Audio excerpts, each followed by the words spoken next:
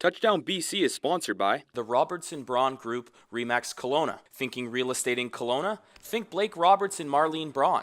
For more information, call 250-212-2888 or 250-878-5242. Touchdown BC is also sponsored by Subway and the Subway Bowl. The Subway Bowl hosts and supports the BC High School Football Championships and amateur football around the province.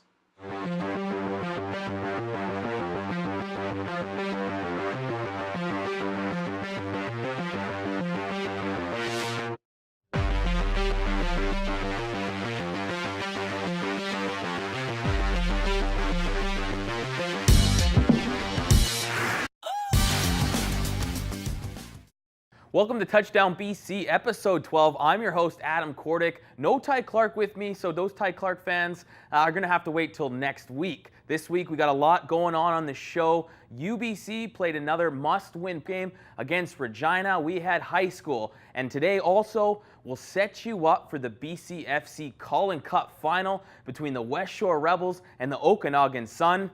Let's not wait any longer. Time to get in the action. Time now for the Subway High School football report. There were only 3 conference games left coming into this past weekend's games, so it was fair to say that from here on out, every game is a must-win.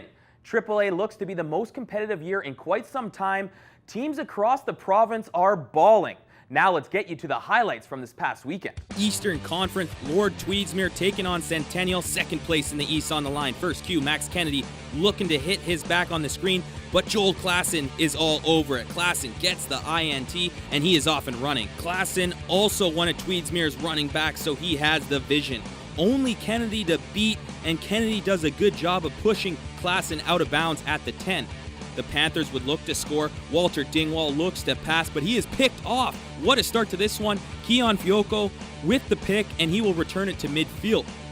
Now in the second, Kennedy with the ball looking deep.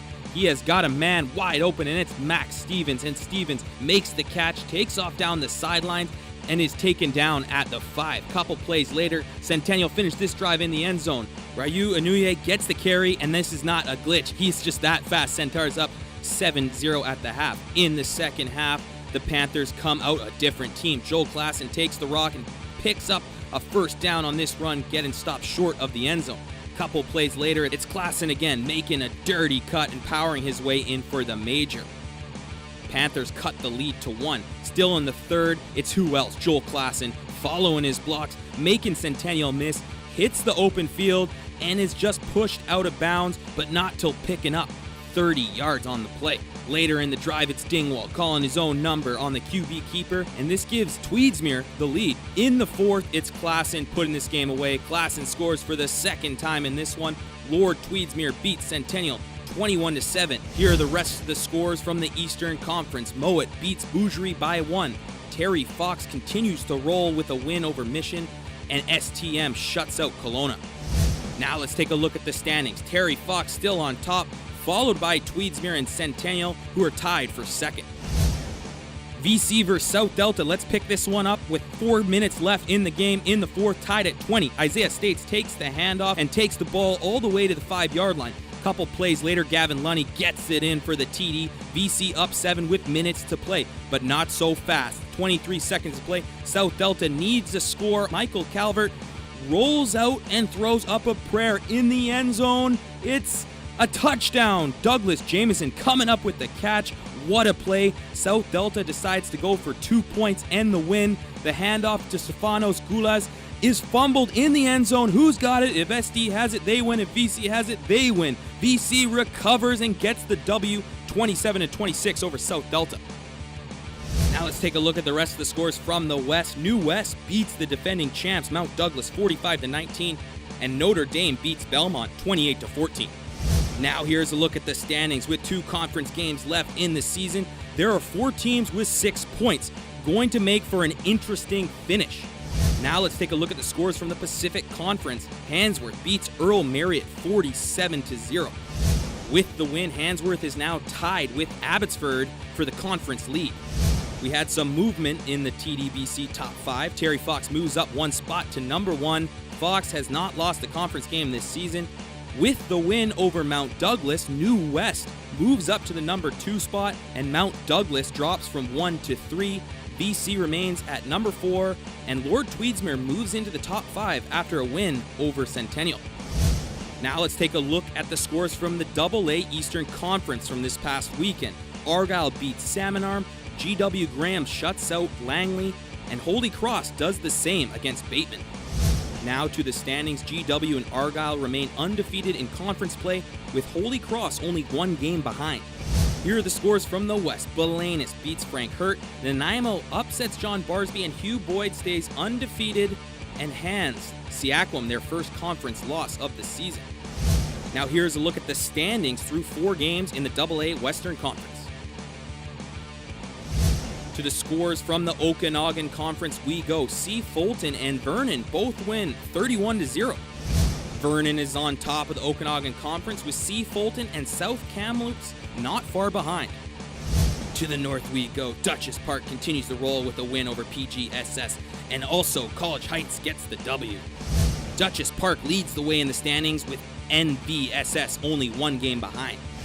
Last but not least, here are the scores from Tier 2 varsity. Eric Hamber with a big win over Timberline, and Pitt Meadows shuts out Spectrum. The BC High School football game of the week has the Mount Bougerie Bears visiting the STM Knights this Friday at Burnaby Lake. Kickoff at 6 p.m. This game will also be streamed live at sportscanada.tv. Time now for the BC High School Report with Dino Jeremia. Dino obviously is not in studio beside me, but he is joined with us via Skype. He is actually in Bella Bella, which we'll get to why he is there in a moment. But first, Dino, let's get right into the game, starting in the Eastern Conference. The Eastern Conference AAA became a bit more wide open this past weekend. Obviously, Terry Fox continues to win games. This weekend, they beat Mission. But a big game that was played was 3-1 Lord Tweedsmuir, taking on the Centennial Centaurs and defeating them 21-7 to move into second place in the East. Yeah, we talked about Centennial and how well they've performed this year with some of their athletes, including Nick Green and Mo Hassan. So for Tweedsmuir to beat them while they were on a roll is a huge feather in the cap for Tweedsmuir. And, you know, we expected Tweedsmuir to be strong. We talked about them early in the year, and they seem to be hitting their stride.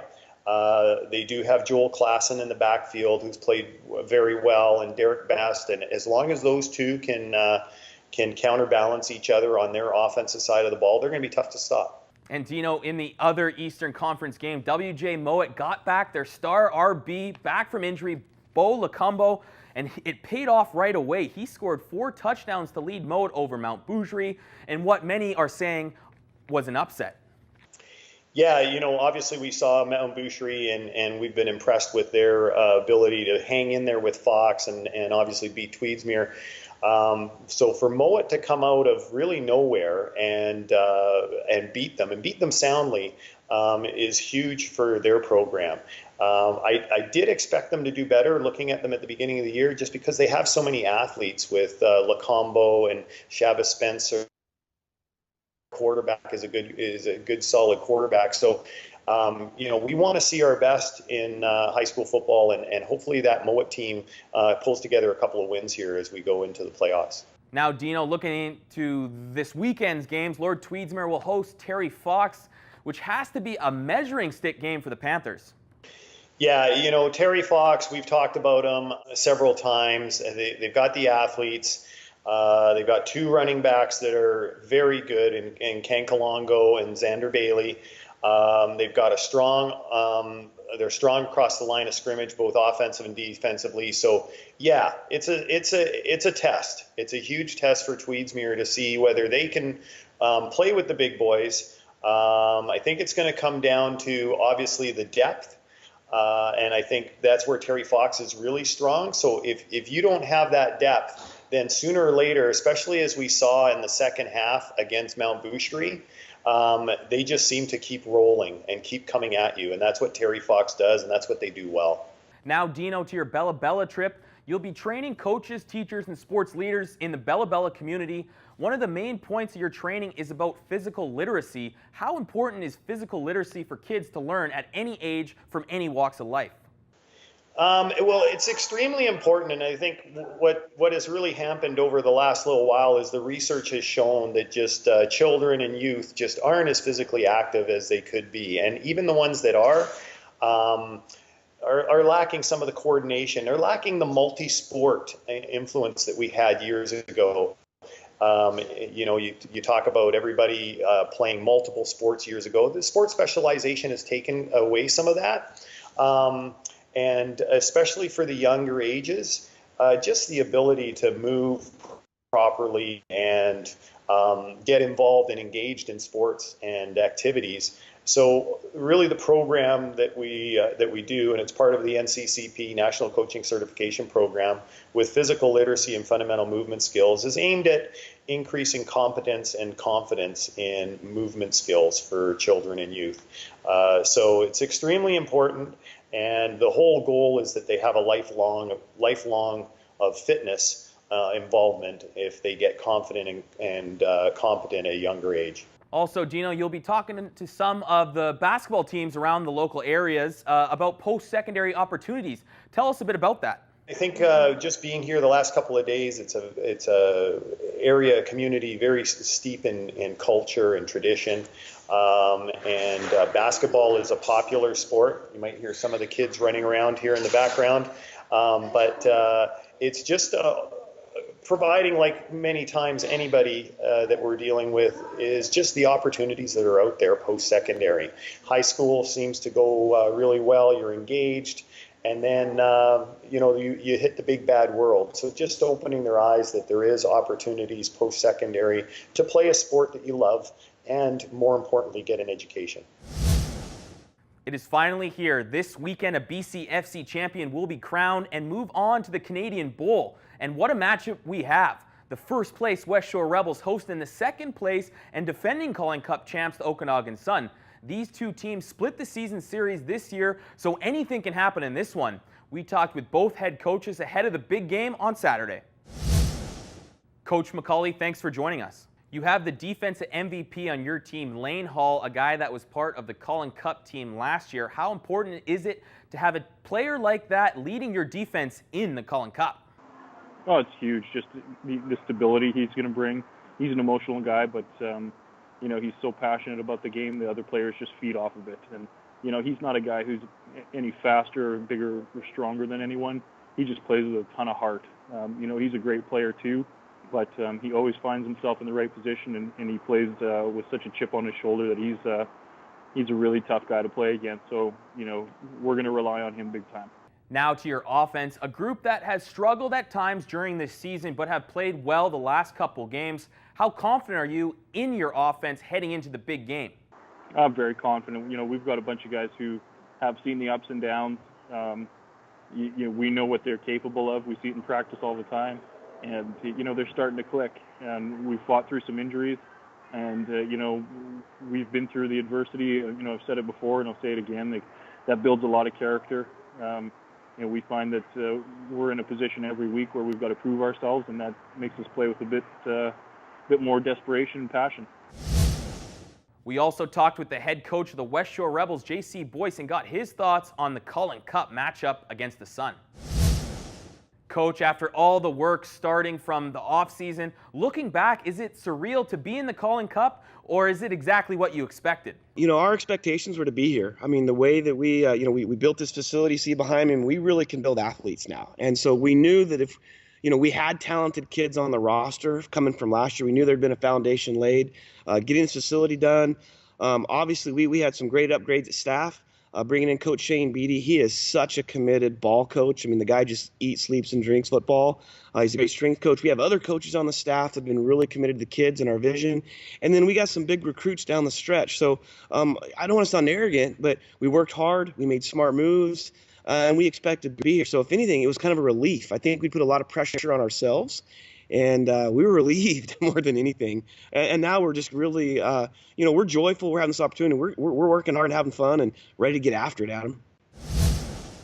Coach, you were 1-1 against the Sun this season. Both games were very close. Is it fair to say this game could be like both semifinals and come right down to the end? I expect this to be a great football game, Adam. I mean, the son, Coach McCauley, and that executive, all those players, they're a very, very storied program for a reason. Schematically, they do some great things. They got some great athletes. Now they've brought in an NFL player, Rashawn Simon. I mean, certainly he's a special guy. I think it's going to be a great football game, and it could come very well down to who has the ball last.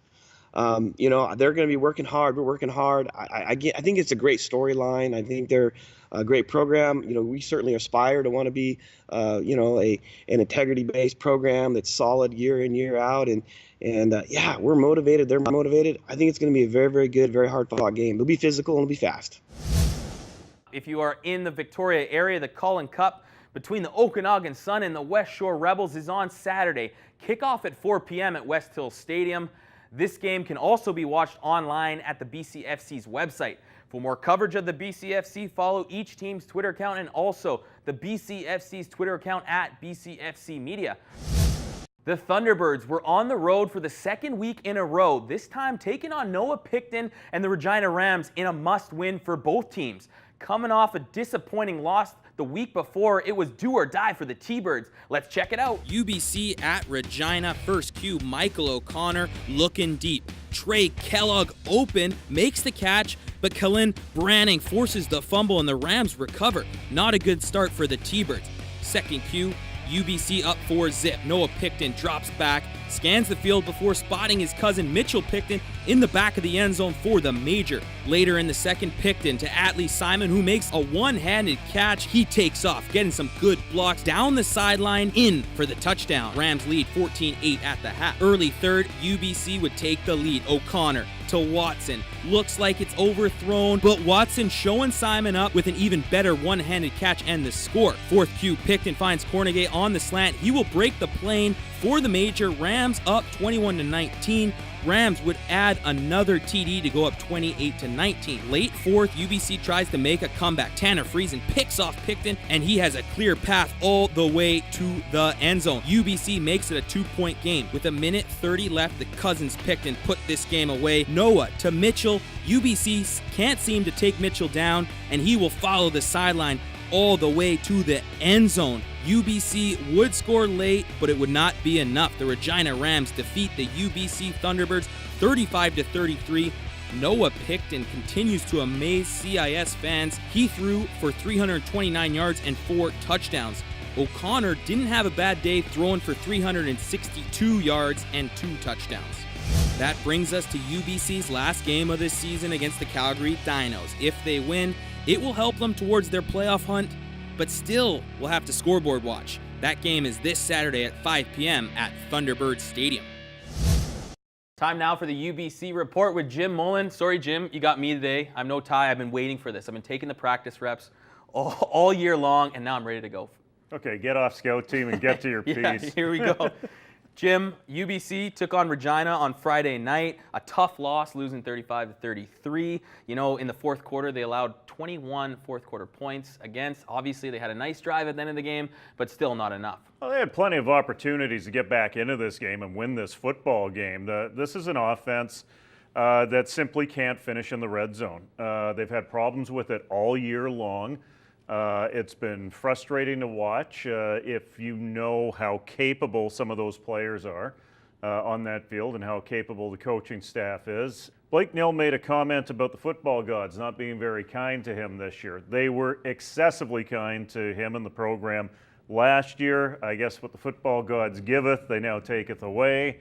And now they are somewhat reliant on Kismet out there to make it into the playoffs. The Cousins picked and feasted on UBC secondary, and this is the second week in a row we've seen the UBC secondary get torched in a way. What is UBC going forward now? They got a game coming up against Calgary. What do they got to do in that secondary to be a lot better? Well, first of all, with the secondary, the problem is, I do these big flip charts for football games, all the positions broken down, and about 5 minutes into the third quarter, I looked down in a bit of a break and looked at 2-1-1, 2-1-1, and that was the years. Yeah. So you've got first or second year guys in every position of that secondary. And yeah, we know that Stavros Katsatonis, second year guy, great football player, but he's still a second-year football player. Even though he was selected Team Canada MVP last time around in the International Bowl, and he's a skilled player, he's still only a second-year player, and he's new to the safety position. And he still managed to manufacture 5 interceptions out of that position. And Malcolm Lee and A.J. Blackwell have been moved into a new position again at halfback against the Regina Rams to try to use some speed to come down on those inside receivers. So with a bit of shuffling and a whole lot of inexperience, these guys are just learning these positions right now. In terms of creating more mayhem on defense, Connor Griffiths, who they had in there in the 3-techer at nose, he's got to get more pressure on the quarterback. That's a lot to ask. He's another second-year guy. They lost a lot of experience. We've talked about it before on this program. And as a result, Blake Nill has got to hope that the learning curve's very steep and rapid for them as they head towards the playoffs, if they make the playoffs. Jim, now to this weekend, they take on the Calgary Dinos, a team that they have a big rivalry with. Obviously, Calgary had a great start this season and then lost some key players to injury. What can we expect in that game, UBC versus Calgary? Wow, is Calgary ever beaten up right now? They've lost 3 of their starting offensive linemen. That's 60% of their offensive line. They've always been stable in that position. They lost Jimmy Underdahl to a knee injury. They're hoping to have him back midway through the playoffs. They're going with Adam Sinagra at quarterback. He's a freshman, listed as a second-year guy because he played that extra year in Cégep. He's out of Quebec, played with John Abbott there, and was a very highly touted recruit coming out of Cégep. He's got great mobility, a great arm, but not a lot of experience. And at times it showed, although he managed the ball pretty well for the Dinos, but didn't produce the same way a guy like Jimmy Underdahl would. Also on the offense, if you want to track back a couple of games, they lost their number 1 running back in Quentin Chown. They lost Brennan Van Nistelrooy, the defensive back safety, last game to an ankle injury. He's gone for the year. When you lose a guy that's been drafted 5th round by the BC Lions, it comes back to the CIS. That's a big loss. They've lost some depth guys on their defensive line. This is a team that's missing 9 guys. That were starters out of their 24 starters. That's not very good going into the playoffs. And the Calgary Dinos actually need this win if they want to host a playoff game, because if the Saskatchewan Huskies win on Friday night against Alberta, and that's a game that's on Shaw TV, then the Huskies will be hosting, and the Regina Rams will be hosting, and the Calgary Dinos will be on the road. And now, I know we were talking earlier about what it's going to take for UBC. I know they're they're tied right now, have the same record as Manitoba for that last spot. For those that don't know, how do things need to shake up for UBC to get that last playoff spot? Okay, now I'm going to try to walk through this so I don't miss any of the possible tiebreakers or those sorts of scenarios. The UBC Thunderbirds own the tiebreaker with Manitoba. So if they find themselves in a 2-way tie with Manitoba, they're through. So a UBC win and a Manitoba win means that they're through. The hitch to all of that, though, is if the Saskatchewan Huskies lose to the Alberta Golden Bears. That's a 3-way tie at 4-4. The Huskies are in, the Manitoba Bisons are in, and the UBC Thunderbirds are out. So UBC could win, but they don't have destiny in their own hands here if Saskatchewan loses to Alberta. Now, take a look at the Alberta Golden Bears. They may only have 1 win on the year, but their last 2 games, a win versus the number 1 team in the Canada West with Regina visiting, and then a 7-overtime game versus the Manitoba Bisons. This is a team that could go into Saskatchewan and win, and they faced them once before in the regular season, and they had a scrimmage game with them at the start of the season. So they're very familiar with what the strengths are with the Saskatchewan Huskies. So there's a possibility here that the UBC Thunderbirds could find their way on the outs if they're in that 3-way tie at 4-4, or if they lose and the Manitoba Bisons beat the Regina Rams. Right now, everything's 50-50 right across the board, whether or not UBC finds a way here. Well, Jim, that brings it to this weekend. There's going to be a lot of scoreboard watching for UBC and their fans, and we'll see how it shakes out. That's the UBC Report with Jim Mullen. Another intense week of community football is in the books. Now let's get into the action. Bantam, North Delta Longhorns versus the Valley Thunder. First cue, Longhorns get on the board first. QB number 32 throws it up to big number 85, who tips it right to himself, and he will walk in for the score. Great throw and catch, 7-0 ND. Second cue, more from the Longhorns. Number 9 takes the handoff and looks for room. He bounces it outside and has TD on his mind. He has 3 guys to beat and gets right by. In for the major to give the Longhorns a 14-point lead. Just before the half, number 3 gets 3 on this field goal from 3 yards out. The Thunder would get the ball back, and then this would happen. Number 25 takes the handoff up the gut. No defender can get a hand on him early. Then 25 puts a stiff arm on a Longhorn and will take it the rest of the way for the major. 17-6 ND at the half. In the third, the Longhorns would put this game away. Number 32 finds number 85 again. 85 is wide open and makes a great catch for his second touchdown of the game. North Delta beats Valley 24-6. Friday Night Lights, Pee Wee football, Chilliwack Blue hosting the North Langley Bears. Both teams ready to go despite the rain. Let's go. Pick this one up in the second. Marco Key takes the rock, makes a great cut early, and he might be small, but he can ball. Great running vision by Key. He will score to put the Bears up early. Same cue, Bears drive the field, and Owen Sieben calls his own number and powers his way in for the score to give the Bears a 2-score lead. Bears would get the ball back, and making a play once again is number 6 Key. Look at this kid move, cuts inside, cuts outside, delays, then turns on the Jets. He is too quick, breaks some tackles, and he is in for the score for the second time in the game. In the third, the Giants will try to get something going. They give it to big Vincent Brennauer, and he is hard to bring down, taking most of the Bears with him. Next play, it's Vince again, this time showing off his wheels and picking up some great yardage. But later in the third, the Bears would score again. This time, Jordan Tamika with the carry, gets some good blocks, and beelines it to the end zone for the score. He is stoked, but I love the Selly, just a casual handshake for his boys. North Langley wins this one 26-0 over Chilliwack Blue. Well, that about does it for Touchdown BC. Ty will be back with me next week co-hosting. So if you're a big fan of Ty Clark, you got to tune in next week. Also, we'll be recapping, obviously, community football, high school football, and also the Cullen Cup finals will be done, and we'll be recapping that game with talk from a couple of the coaches as well as the players. Thanks for watching. Enjoy the games, and we'll talk to you again next week.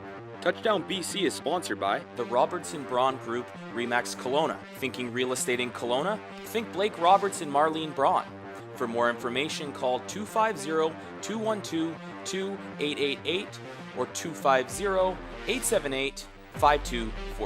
Touchdown BC is also sponsored by Subway and the Subway Bowl. The Subway Bowl hosts and supports the BC High School Football Championships and amateur football around the province.